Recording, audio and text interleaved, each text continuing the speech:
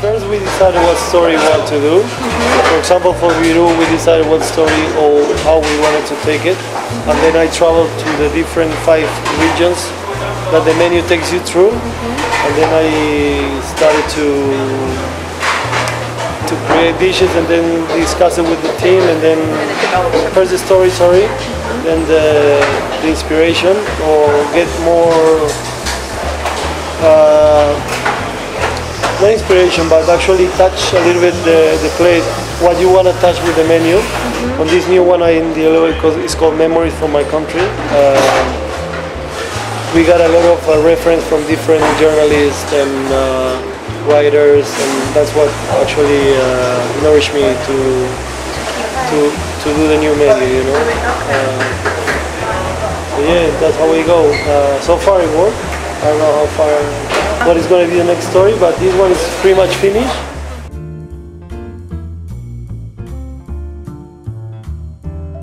It's second class fish here. I don't really like to go for the most popular fishes because supporting an industry that takes only those ones, so I always try to get for a second class fish. So this is a mackerel escabeche, tomatoes and onions and smoked sauce we do on the cylinder outside.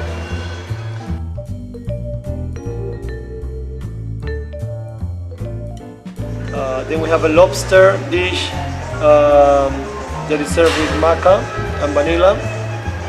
And the thing about that lobster is that there's some lobster farms up north that they're taking care of a good treat of lobster and the reproduction. Okay. So that's why I choose the lobster, and then we cure it and we do it like a ham, smoked lobster ham.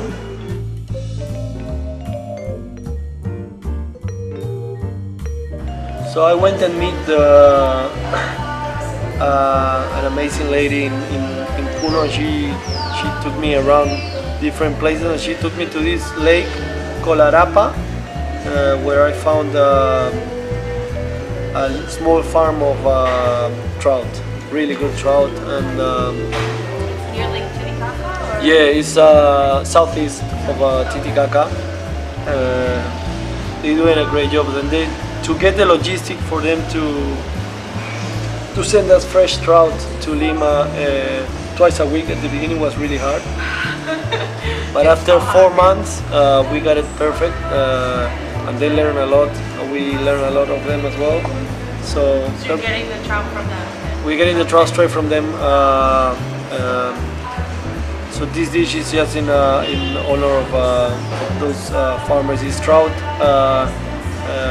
duck, and castor apple, chirimoya.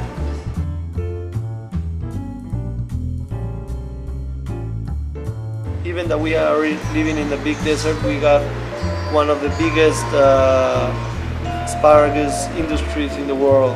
Yeah, the industry goes really far, and now we have amazing asparagus that we don't even see them in the local markets here. Everything goes outside.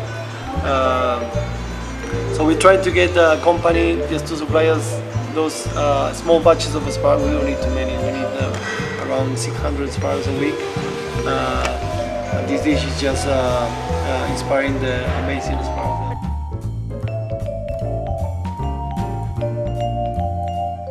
That's called Cantayok. Was inspired when I went to Nazca and saw the aqueducts. It's how they used to recollect water. They just do a spiral that goes where the water is, where the height of water is. So this ring does the same trip that the people used to do to get the water. And this one has pisco on it, and it has the different ingredients that come from the 5 different regions that Peru goes through. And this dish was inspired on the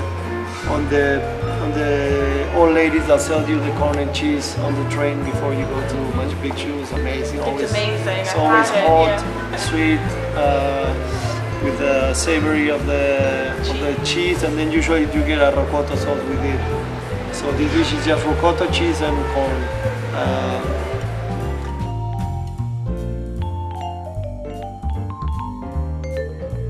And Then we got the watia dish that we serve in the middle of the table. So we're using those small potatoes. The producer just saved us the really small potatoes, so you can have one bite potatoes in each watia. So we have 3 different kinds of potatoes on the watia. So the watia is just potato cooked on soil. Then we have a little coca leaf that represents the pay of the Pachamama. Usually when you go harvest potato, they make you pay the Pachamama, yeah. chewing coca, drinking pisco, and smoking tobacco. Yeah. It's really hard doing that at 3,800 meters above the sea level. I did it twice and almost collapsed.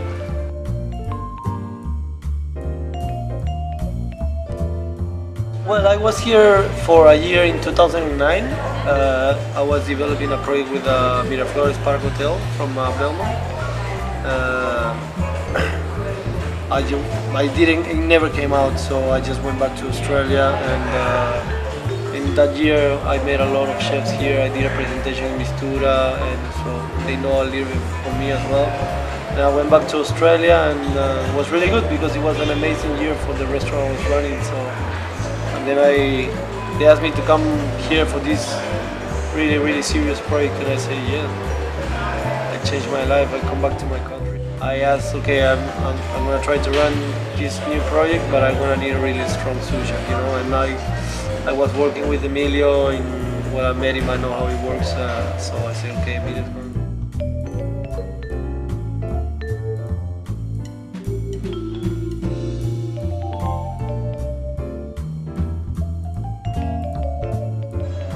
But I think we progress in every menu. We're doing a little bit more technical and discipline, and the level of concentration on the guys that are working with me are really increasing always.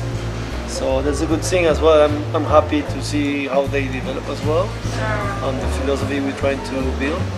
Well, it's a whole process, and now it's like this is the first one in this new space. So Yes. I hope they like I want to see them all in 2-3 years open their own concepts and keeping the same way of work, you know, with respect and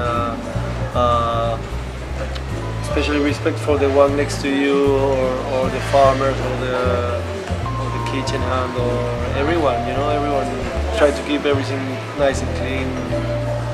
That's I think one of the biggest rewards I can have from this crazy cooking career.